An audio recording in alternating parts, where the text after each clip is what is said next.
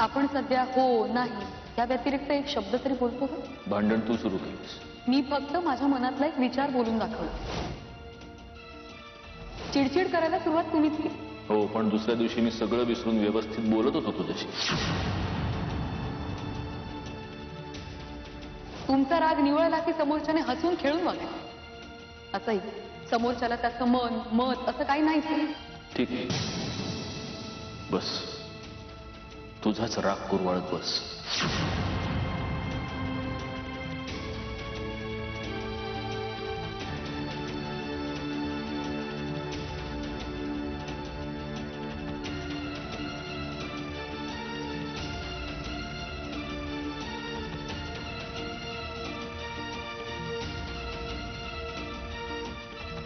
मंजिरी, आजी अगं माझी समधी कामं आटपली.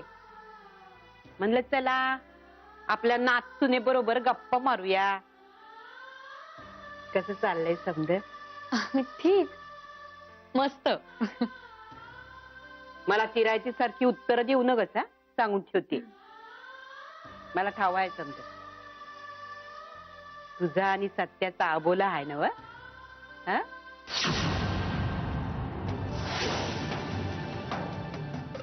नाही नाही, तसं काही नाहीये. माझ्यापासून लपवू नगर. खरं काय ते सांग, आता कोणता मुद्दा हाय?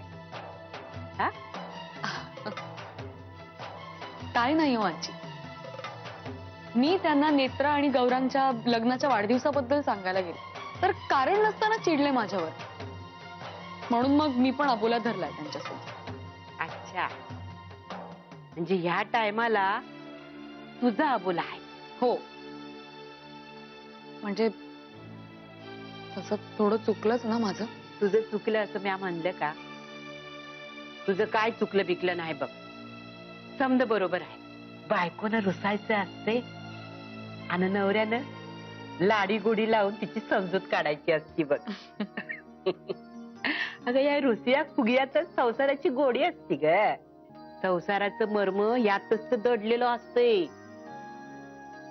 आणि तू बरं केलंस बघ, त्या सत्याला कळलंच पाहिजे.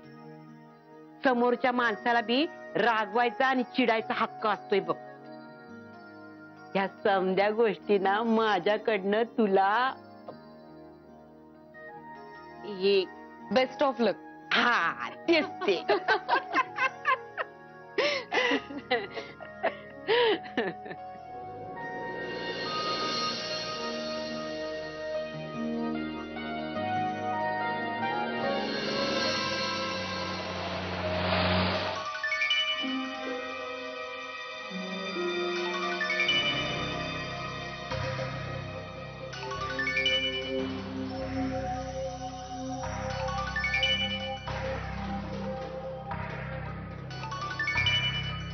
प्रिया काय आहे? ती बोट काढ खाली. आणि तो फोन वाजतो तो घे ना.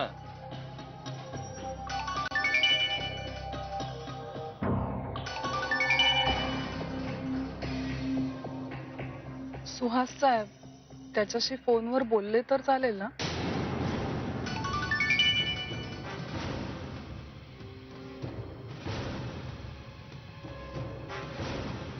हाय सुहास, बोल ना. काय ग, फोन का नव्हती सुचलत? अरे फोन फोन सायलेंट वर ठेवला होता. सॉरी, लक्षातच आलं नाही. बोल ना. अरे सॉरी कशाला एवढ्यासाठी? असो, तू निघालीस का? हो, निघाले ना. सत्यजितच्या गाडीतच आहे. तो मला ड्रॉप करतोय बस स्टँड पर्यंत. मग बस मध्ये बसले की फोन करते. Okay? Yes, bye, love you. अरे पेढा, काय ना तुझा चावटपणा. पेढा आहेस का तू? मी सांगितलं ना, सत्यजित बरोबर आहे. फासूलाच बसलाय तो. असं काय करतोस तू? चल मी फोन ठेवते, मग नंतर करते. ठीक आहे, बाय.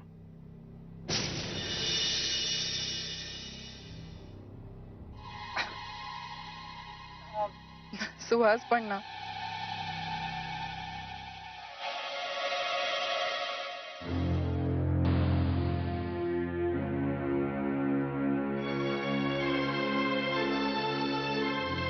प्रिया तुझं ते बोट खाली कर. येणारी जाणारी माणसं बघतायत तुझ्याकडे. हो? तुला येणाऱ्या जाणाऱ्या माणसांची पर्वा कधीपासून वाटायला लागली? म्हणजे जो सत्यजित मुधोळकर स्वतःच्या बायकोला देवळापर्यंत भर रस्त्यात सगळ्या लोकांच्या समोर उचलून घेऊन जातो, त्याला कसली आली लोकांची पर्वा? प्रिया तू माझी अट विसरतेस. अजिबात नाही. मी तुला सांगितलं होतं भूतकाळातल्या कुठल्याही घटनेबद्दल बोलायचं नाही. नाही, तू मला म्हणाला होतास की तुझ्या आणि माझ्या विषयाबद्दल आणि सुहास बद्दल काही बोलायचं नाही, पण तुझ्या आणि मंजिरी बद्दल काही बोलायचं नाही असं तू मला नव्हतं सांगितलंस. बरं ठीक आहे, तुला नकोय ना तो विषय, मी नाही बोलत. हॅपी?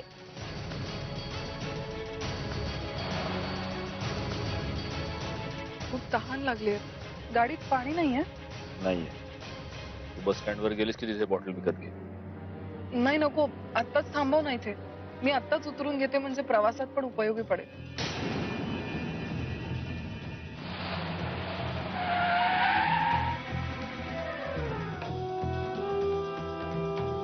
आलेच.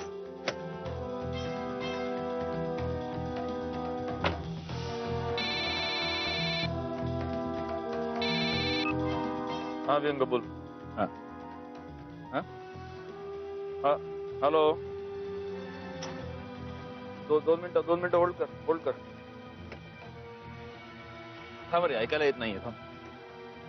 हा काय परवाच वेळ दिली त्याने? ठीक आहे मग भेटू ना परवा. ओके. प्रिया काय काय तुला बघून नाही चालतंय? सॉरी. बस.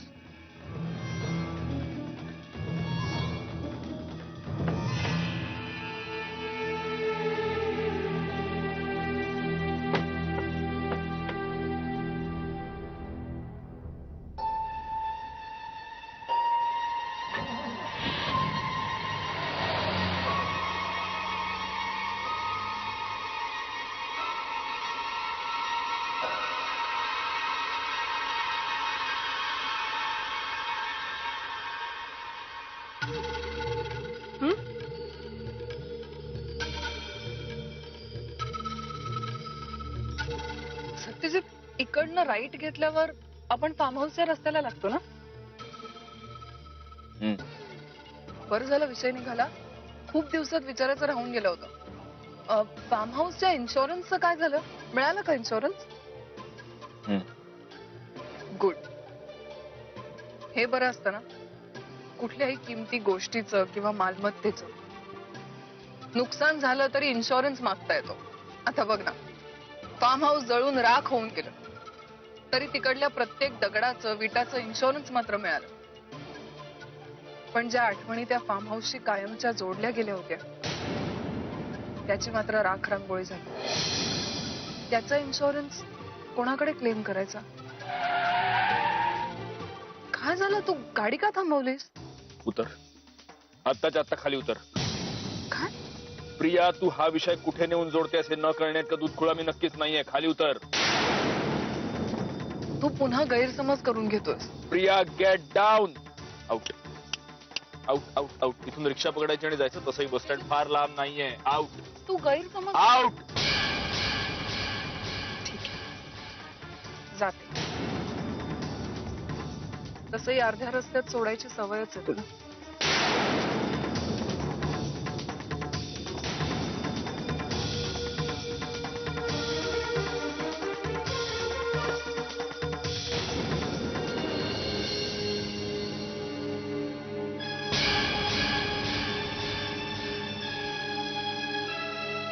ए डुचके, जा की गुमान आपल्या रस्त्यानं. का काळ्या मांजरावाने रस्ता अडवतीयस? मी माझ्या रस्त्यानेच चालले होते. तुम्ही माझ्या मध्ये आलात असंही म्हणता येईल आपल्याला आत्या. काय तुम्ही कुठे चालला होता तेवढ्या घाई गडबडीने? गच्चीवर? अरे हो, तो देशमुखांचा ड्रायव्हर आता गार्डन मध्ये येऊन बसतो नाही का? कान फाडती ना. पुण्यांदा अशी मस्करी केलीस तर मी माझ्या प्रियाकडे चालली आहे. प्रिया ना ती कुठे घरात आहे? म्हणजे कुठं गेली? आता हे तुम्हाला सांगायला मी काय तिचे असिस्टंट आहे का सेक्रेटरी? पण तरी तुम्ही माझी लाडकी आत्या आहात म्हणून तुम्हाला सांगते. प्रिया पुण्याला गेली आहे सुहासला भेटायला. त्या माकड तोंडाला. हो आत्या, काय बोलताय? मुधोळकरांचा जावई येतो होणारा. मुधोळकरांच्या इब्रतीला शोभतं का हे? मन जावई. पण आत्या एक सल्ला देते, तुम्ही मागितला नसला ना तरी लक्षात ठेवा, प्रिया आहे ना प्रिया, अतिशय आतल्या गाठीची आणि कारस्थानी मुलगी. सांभाळून राहा तिच्यापासून. प्रियाबद्दल काय बी बोलेलं मी सहन करणार नाही, आधीच सांगून ठेवते. आत्या हेच तर कळत नाही ना तुम्हाला. शेवटी काहीही झालं ना तरी आपण मुधोळकर होत आणि प्रिया मोहिते. त्यामुळे आता सुद्धा कुणाच्या विरोधात आणि काय कारस्थान करत बसली असेल ती काही सांगता येत नाही. So take care.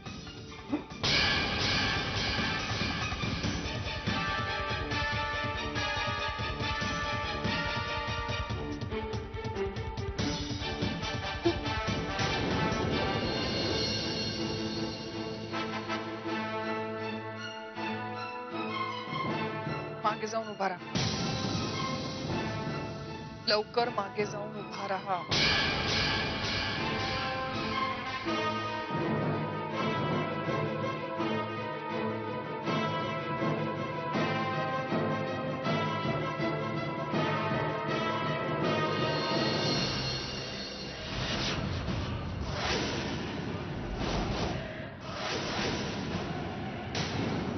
कसं काय ओळखलंस? सगळं बदलशील आशिष, पण या काठीचं काय करशील? तुझी आयडेंटिटी प्रूफ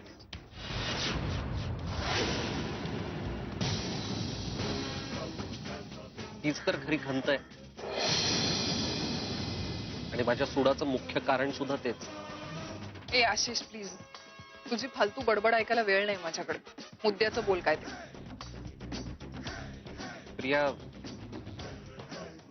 मला तुझी मदत हवी. मग मी ती करावी अशी तुझी अपेक्षा आहे? अर्थात. का? तुला जेव्हा मदतीची गरज पडेल तेव्हा मी तुझी मदत करायची असं काय कॉन्ट्रॅक्ट साईन केलंय तुझ्या बरोबर? मी तुझी मदत का करीन? प्रिया, प्रत्येक गोष्ट तुला 10 वेळा का समजावी लागते का? आणि हीच गोष्ट तुम्हाला पुन्हा पुन्हा करायला लावतेस. तुला काय वाटलं तुझा सगळा कच्चा चिठ्ठा मला माहित नाही? हा, मी जर तुझी ही जन्मकुंडली तुझ्या होणाऱ्या नवऱ्यासमोर मांडली ना तर मग तुझं शुभमंगल सावधान झालंच म्हणून समज. दाखवलीस ना लायकी, पण तुझ्या अशा या पोकळ धमक्यांना मी भीक घालणार नाहीये. कारण ती माझी कमकुवत बाजू मी केव्हाच पक्की केली. आता त्याच्या समोर जाऊन तू माझ्याबद्दल कितीही गरळ ओकलस ना तरी त्याचा काही उपयोग होणार नाही. आणि तसा एक प्रयत्न तुझा करून झालाय सुद्धा. काय फायदा झाला? शून्य. बर, एवढा विश्वास आहे त्याचा तुझ्यावर? विश्वास नाही, ती माझी कर्तबगारी आहे. त्यामुळे आता माझ्याशी पंगा घ्यायचा नाही. तेव्हा स्वतःची पायरी ओळखून वाग.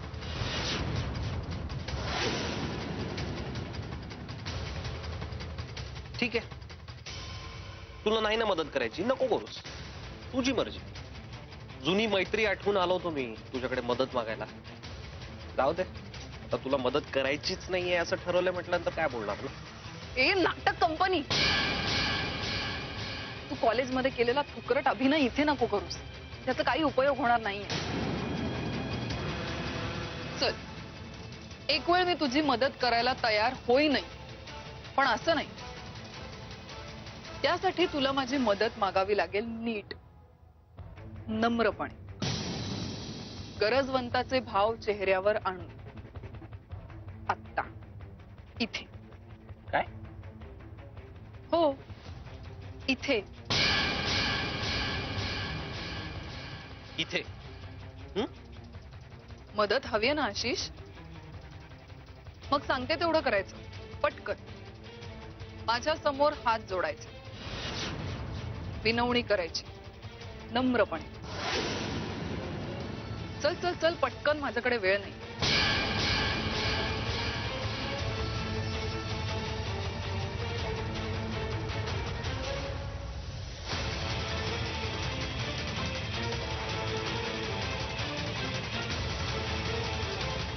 आणि भाव कसं सांगितलं चेहऱ्यावर? गरजवंताचे भाव. पटकन. Please.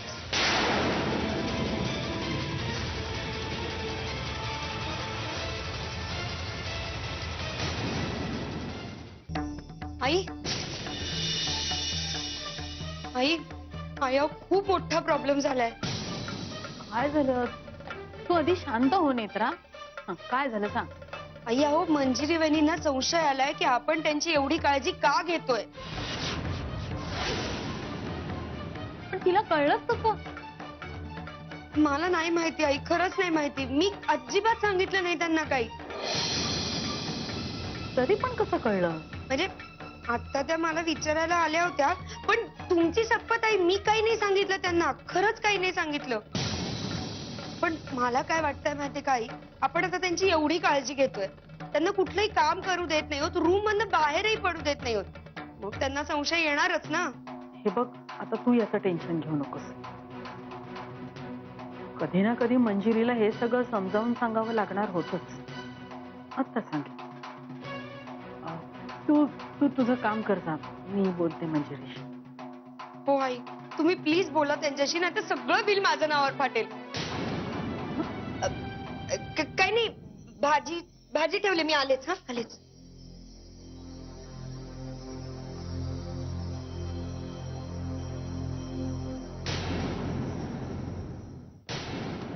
So now tell me, तुझा नेमका प्रॉब्लेम काय आहे आणि तुला मदत काय हवी? प्रिया, खरंच मला तुझी मदत हवी आहे. प्रिया ग, माझी शस्त्र माझ्यावरच उलटायला लागली. मी हे वेड्याचं नाटक करत होतो, त्याचा काहीही उपयोग होत नाही. मी हे नाटक केलं होतं ते सत्यजित आणि मंजिरीला वेगळं करण्यासाठी, पण काहीतरी वेगळंच घडतंय. अगं, सत्यजित मंजिरीच्या अजूनच जवळ जायला लागलाय. आणि याच संदर्भात मी तुझ्याकडे मदत मागायला आलो. प्रिया, प्लीज मला मदत कर. आशिष, निशा तुला ए वेडा ते म्हणते ना, ते अगदी बरोबर आहे.